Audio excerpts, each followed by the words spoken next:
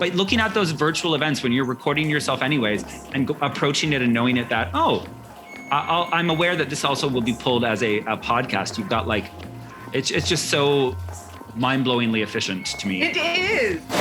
Welcome to the 4 a.m. Report. Let's face it, we all have to market. Large or little, it's harder than ever to stand out in a cluttered space of one-size-fits-all and copycat marketing moves. Welcome to the 4 a.m. Report, a micro-podcast that brings you valuable conversations with people on the marketing dilemmas keeping them up at night. Here are your hosts, contrarian marketers and creative clutter cutters, Susan Diaz and Will Lamont. Hi, everybody. Welcome back to the 4 a.m. Report. I'm here with Susan. Surprise, we're going to talk about podcasting again. So Susan she put together, she updated something that we had used in masterclasses before. It was almost a matrix on how to put together or how to come up with endless amounts of episodes and episode formats to keep things interesting for your podcast. She did an update. I call it her 2021 summer update. And we've got 12 different formats that you can be using just to keep everybody on their toes and mix things up, keep things interesting. Susan, since you came up with this little grid framework, I'll call it, why don't you introduce the idea behind it? Yeah, I think, where this comes from is the thought that the one-on-one interview format, like where one host is interviewing one guest, tends to be sort of, like we said, the default. Most podcasts that are on the internet will be in that format. And while that's a great format, that certainly should form the bulk of many people's content calendar, like it's becoming a little bit stale, if you will. It's becoming a little bit like, you discover the story of this person and then they talk about that little hero's journey, and that can get same. And it's really worth thinking about different formats. And I really think as well, it's a way from a reach and hooking your audience in sort of perspective. When you give someone variety, you're cutting clutter if not a lot of people are doing something and you're doing it. So it's really worth digging into it. So I think the twofold benefit is A, it's going to be different and get you noticed. And B, I think we're going to spend a little bit of time talking about how you can repurpose. Like, so if you've done more than 25 episodes or so of your podcast, really how to think about taking what you have and getting different cuts. Basically. And also, I would think too, it's meant to remind you or to let you know that just because, say, you talk about how to make a podcast on one episode, by using any of these different formats, you can talk about that same topic again in a different way, and it seems like a completely different approach to the topic. So I like that as well. Let's get started. Right? I mean, you go deep into something, because it's like if everyone could convey expertise in 20 minutes in a chat, we'd all be geniuses. So really thinking about how to use these types of episodes to dive deeper into your core topics and to sort of like really spend. So there is, we'll provide a link to like a format like that you want to think about as well. So if you want to take that Excel file and fill it out for yourself, the link will be here. Excellent. So let's get started. Number 1 and 2 are both about teaching. You, the host of the podcast, doing teaching. 1 is strategic teaching. 2 is tactical teaching. Talk to me about those 2 formats, Susan.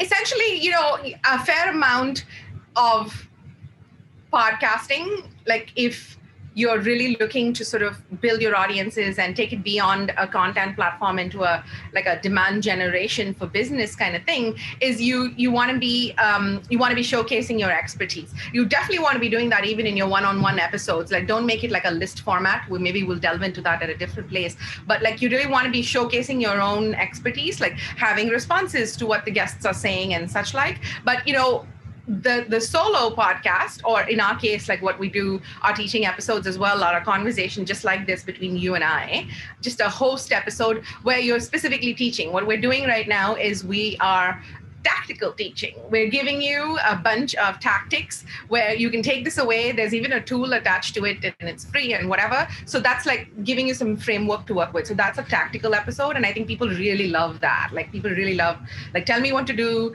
give me the blueprint and I'll run off with that. But that said, there's a lot of like strategic things that we do where we specifically talk about, the value of adopting a particular way of operating or a system, or like we talk often about audio and why that's going to impact people's businesses. So that kind of thing, I think that's what we mean by two different types of teaching episodes. Okay, the next one, which I love because it makes it a production a little more efficient. If, say, again, we're going to talk about how to create and produce a podcast. Well, we could just record one 30-minute episode, but why not break it into 3 parts and create a 3-series arc? Part 1 is the strategy behind it. Part 2 could be the technical know-how, what you need to do. And then part 3 is going to be the distribution and getting some traction with your audience. So we're calling this next one a core topic series, basically an episode arc. Right, exactly. And then for some reason, the 3 seems to be like a little sweet spot. Like in design, designers will put 3 things on the wall or 5 things on the wall. There's something about 3 that seems to be a sweet spot. And the reason for splitting it is not just you need to look at it from the audience's perspective. You're breaking it down into a digestible format. It's not necessarily true that people don't like long form, but that said, how many of us are going to fit in an hour's commitment if the episode is indeed an hour long or whatever? So if it's over 30 minutes, we really encourage people to think about how you can break it up and make it a series so that people know they're committing to going a little bit deeper, and you sort of subliminally work it into your day if you want it. Or if not, maybe you come back and discover one at one point, and then you'll have people go back and listen to the other 2 because that's what they're looking for in the moment, right? So that's, I think, important. And again, it does, it does give you some breathing room. If you are feeling tight on time and bandwidth, spending half an hour and breaking that recording into a 3-parter for all the reasons Susan gave, just for your own sanity. It gives you a little breathing room. It gives you a breathing room. You've got 3 now in the bank, and you can next week maybe spend that half an hour doing something else that's important. So many reasons why we like that one. Susan, you were going to add something else to that? Yeah, no, that's such a good point. It's really about thinking about reducing your work. Most often people will tell you from a messaging perspective to peel it back. So when you're doing this kind of thing, you are peeling it back to giving them one piece of information at a time, right? And I think that's useful. Now, the next category and the next few types of episodes are really what we like to call the show and tell kind of thing. So the first of those is really taking the case study or the use case and going through that process of like, how do we do that? Like what happened? Like what was the problem? What was the solution? And how did it happen? And where did it take you? That kind of thing. So really trying to find, and then the goal is within your sort of existing clients or whatever, I think. You might want to go there and think about that. It's still a guest episode, but really think about potentially having maybe 2 or 3 people in a group together where you speak about something that you've achieved. That's one format, I think. And then the next one, maybe Will, you can chat a little bit about this. This is the 5th type, which is having panels or people in cohorts, like coming together regularly to create podcasts. Yeah, no, we're starting to really highlight and focus a lot of our production efforts on this panel or cohort or bringing a group together, a group of experts who all share maybe a similar end audience, but they all bring a different expertise that this end audience would love to hear. So maybe that topic the panel is going to talk about is, the business case for podcasting, and you bring in like a podcast producer, you bring in someone who does the writing or whatever, someone who does the design. You could bring in a business coach too, who really believes in the podcast as like an anchor piece for your company. Anyways, it's a bunch of experts who all have different expertise weighing in. And also, again, the reason I love the panel is it really does immediately amplify your audience because you're now working with a few different people. You're all reaching each other's audience. You've all agreed to equally promote it and comment on each other's posts and everything. It's a really great way to amplify the reach of your messaging. And of course, build those strategic collaborative relationships even more with the people you work with on these panels. So many good reasons why a panel is perhaps something you should consider, especially again, going back to bandwidth. If you are tight on your own bandwidth and your team is overstretched, sharing that workload with that group, or again, plug for us, we're starting to produce panel podcasts for people, making it quite easy on people's bandwidth. That's another reason. Yeah, no, 100%. I agree with that. And then, the next kind, this is the sixth type of podcast. Again, I think a slightly underutilized format is talking about processes. Like, it's a tactical thing. Think about showcasing especially your team on the inside. Like, is there a specific process that you run over and over again? I mean, maybe have the team member who does that come on your podcast and walk through that whole entire thing. This is also possible for processes that you've potentially implemented for a client, and if they are willing to come in and chat about it. So really thinking about that same interview thing, but breaking it up into different ways, I think is the need of the hour. Like, again, moving away, like we said, from that, this is this person, this is their job, this is their life, their background, and we've all heard so many podcasts of that, right? So changing it up and just bringing in specific perspectives, especially from an internal team member thing, I think is like a what? Something really cool to give you some concrete examples of what Susan's talking about. Last year, we did an episode with some of the writers on our team, because a lot of entrepreneurs and small businesses do their own writing for a lot of things. Maybe they have one writing freelancer, but writing is something that can be the bane of someone's existence if you don't enjoy doing it. So we got the writers on our team together to let's talk about tips for writing social copy. Let's talk about tips for that longer form when you have to do a little bit of research. How do we approach that? So we just kind of talked through literally our process on how we all approach writing. And I thought we got a lot of good information out of that. And then also when you were mentioning a client process with a client, we recently had one of our clients, Colleen O'Connell Campbell, on, she's a wealth advisor. She works with businesses who want to grow and sell big, planning their exit strategy. We worked with her and we spoke about implementing a marketing flywheel and how by, hiring us kind of as her fractional marketing team, she was able to, make a lot of interesting marketing moves this past year. So we talked about that year-long flywheel and all of that sort of thing. So those are just two examples of us using that, talking things out with the client and talking out processes with internal teams. Right, that's right. Now, the seventh type of, podcast episode to think about is, again, panel is a great way to do this, is things that showcase sort of your credibility or your collaboration and that kind of thing. So think about like industry analysts, like in this moment in time, maybe like workplace commentators. I don't know whether it's a spokesperson from government or establishment or whatever. So really thinking about having episodes that go beyond the one-on-one storytelling into these, like what are the things that are impacting our times? What are the policies? What are the, financial things, whatever that might be and whatever that might look like in your industry. It's that opportunity to showcase your thought leadership by being that person who brings in these voices. It's also like a great tool to think about from an inclusion perspective, like bring in someone specific. Maybe it's a great thing from a shall we say, earth-friendly climate.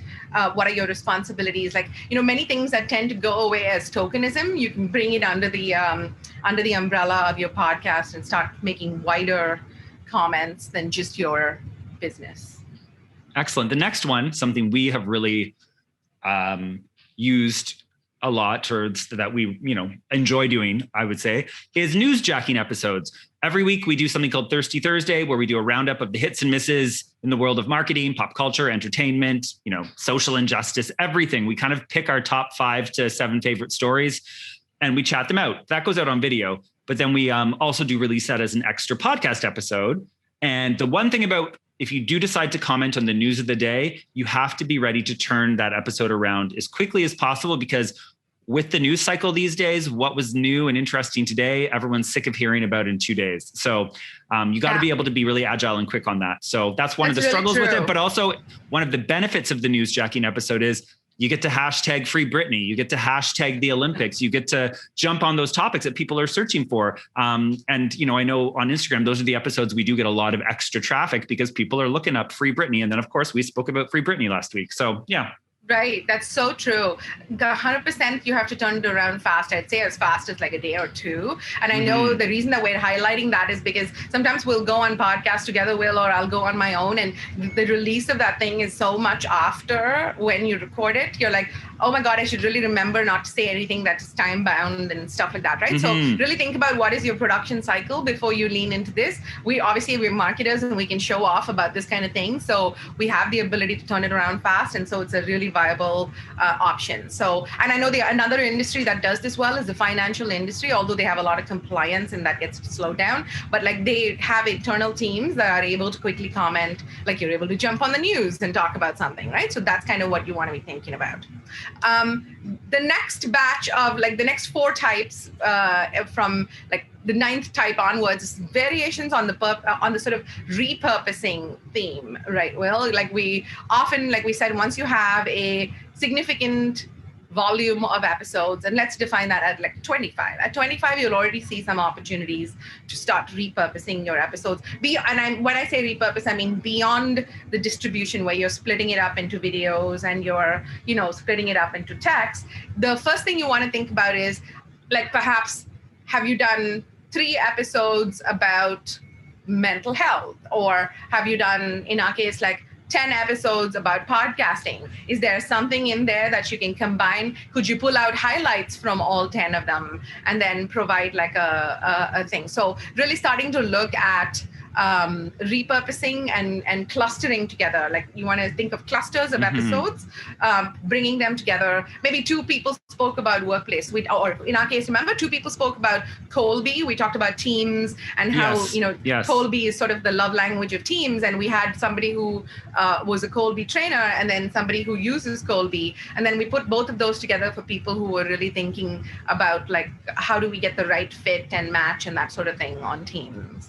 Yeah. And the thing about repurposing too, it can be as easy or as involved as you want it to be. So sometimes we will just say, here's 3 episodes on crisis communications that work really well. And we'll just edit all 3 episodes together into a monster episode. Sometimes we'll want to go in and do a new fresh introduction, a preamble, as we like to call it. Setting up that we're looking back at 3 episodes on this one topic from the past, and we've only chosen little bits from each one and we've edited them together. Some people like to be even more intense, do a preamble, just go into a specific area, then go back to them in another kind of mini preamble, go into another one. It just all depends on what you prefer. And I would say, again, to make it easy on yourself, the less tinkering, the better. But, if you're a tinkerer, have fun. Yeah. I think 100% that editorializing, you have to pick what level of editorializing you want to do with it, and then keep it simple. So think about, like the 10th format, like we said, Will, was maybe, the best of. Like sometimes we've done, these are the top 5, right? These are the top, like we did one at the end of last year, after 100 episodes, we did our top 5.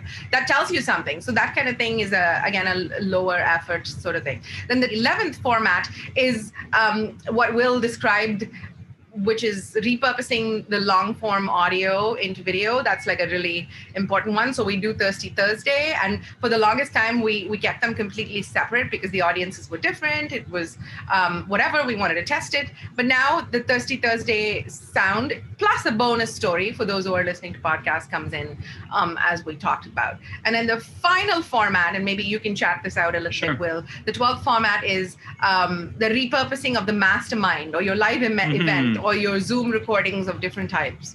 Yeah. Oh, for sure. And I think a lot of people are seeing the efficiency of doing this, the benefit of doing this. So, for instance, we have a client, she does these boot camp live events where she'll be on camera talking to everyone who signed up virtually. Well, we now take sections of those live videos and just rip the audio, and they work perfectly well as a podcast. Also, going into knowing that you're going to do this as a podcast, you literally could say to the people at your mastermind, or, at your whatever webinar, whatever you're doing, virtual, and be like, and by the way, everybody, this is also going to be an episode of my podcast. Like making them feel involved in the fact that it's going to be one of your podcasts too is cool as well, and it's going to invite them to go back and listen to that podcast when it comes out. But looking at those virtual events when you're recording yourself anyways, and approaching it and knowing it that I'm aware that this also will be pulled as a podcast. You've got it's just so mind-blowingly efficient to me. It is. And that makes me talk about a mindset aspect to this, Will, which is that when it comes to repurposing, you really have to look at it and be okay with the fact that, is it that easy? It can't be that easy. Well, sometimes it can, and it should, because that's the only way that you're going to flywheel, right? Like what is a flywheel? A flywheel is when it takes a lot of effort to do something at first, and then it gets simpler. So same amount of input, either more output, or something has to, like, the volume has to keep changing. And I think that's really important, is to tell yourself, it's okay. Like, it's okay. Only I am bored with this. Nobody else is bored with this, because they haven't heard it. So, and you know, don't you feel like a proud mama when one of our clients is like, oh, Susan, oh, Will, I just did an event and I actually recorded it, and I think we should turn it into a podcast. We're like, yes, let's do that. Work is done. I know, right? Fly away, little baby bird. So there you go. Those are the 12 formats of episodes that you can really think about to take it away from the one-on-one person's journey through their professional life sort of format of episodes. Let's do this, folks. Like, I mean, podcasting needs to get better. I love that so many people are podcasting. Now let's pick it up a notch. Excellent. Thanks, Susan. I'll talk to you later. We hope you enjoyed this episode. If you're losing sleep over a marketing-related problem, let us know. Drop us a line at cp.digital. Sweet dreams. Well, hopefully.